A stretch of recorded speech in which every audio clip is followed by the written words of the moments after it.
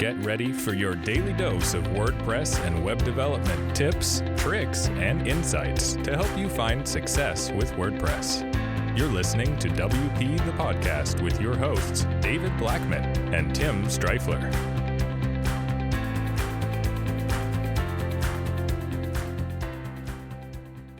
Hey everyone, welcome to another episode of WP the Podcast, brought to you by WP Gears. I'm Tim Streifler. My co-host David Blackman, due to some scheduling conflicts, wasn't able to be with us today, but he will be with us in the next couple of episodes. Today we're talking about hourly billing versus fixed project billing for web design clients. And so basically, there's two main ways that people will bill the client. They'll tell the client, this is how much it costs, and as long as we don't go out of scope, that's exactly how much you're paying. Or the other way, you kind of give them an estimate and saying it's going to be anywhere from here to here, and I'm going to bill you per hour. And if stuff comes up, then I'll just continue billing you per hour. And so I feel like the hourly is a little less common. And in my opinion, doing fixed project billing is definitely better for everyone.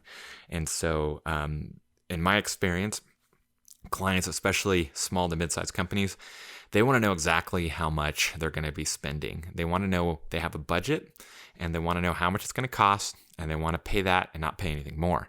And so it requires you as a web designer to be able to, as accurately as possible, project how long different things are going to take. And so that's why it's really important to have a really thorough discovery phase with the client, discussing the project, what the goals are, features that they want in the site, different design styles that they like. That way you can figure out how long it's going to take you. The more functionality, the more design, the more pages, more products, whatever, the longer it's going to take you. And you have to be able to, as accurately as possible, project how long those things will take. Rule of thumb, however long you think it's going to take, double it or more. And that will usually get you a lot closer. But basically, yeah. So then when you project that, the time, and then you put together the proposal and you say, this is how much it's going to cost. Here's all the things that it's covered, all the things we're going to be doing for you as part of this project. And then that way, as long as the project doesn't go out of scope, they know exactly how much they're going to bill. And of course, the second it starts to go out of scope of what you've agreed on, you have to say, hey, we're going to have to charge you extra for this or charge you hourly. And so, yeah, so to me, project billing is way better because the client knows how much they're going to pay. And here's the cool thing too.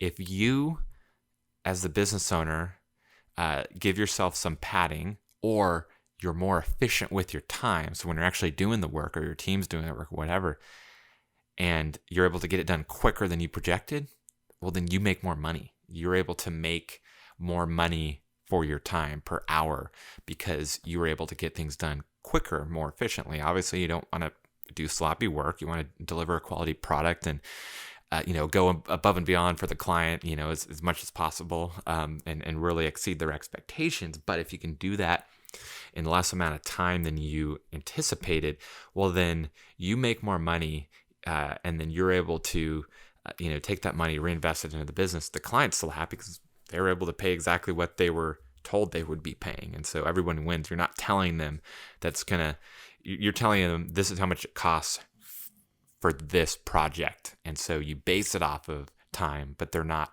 paying you directly for your time, if that makes sense. They're paying for the end result of a finished website that has these features, this many pages, etc.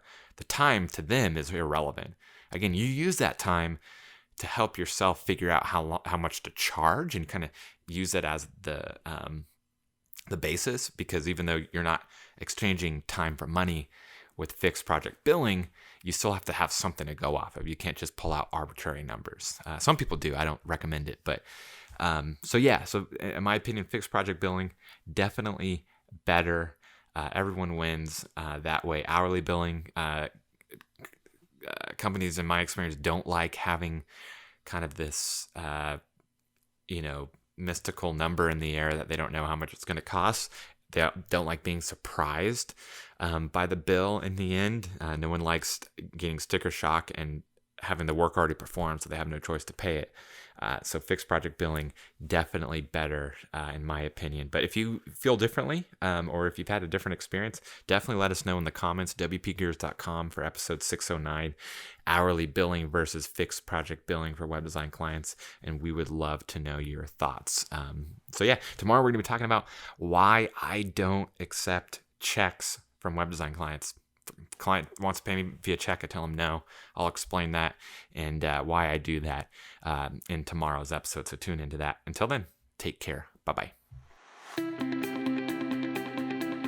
We've come to the end of today's episode of WP the Podcast. Join us tomorrow for more daily tips and strategies designed to help you run your WordPress business toward success. Remember to subscribe to WP the Podcast so you can stay up to date with each episode. And don't forget to rate and review us. We'll see you again tomorrow right here on WP the Podcast.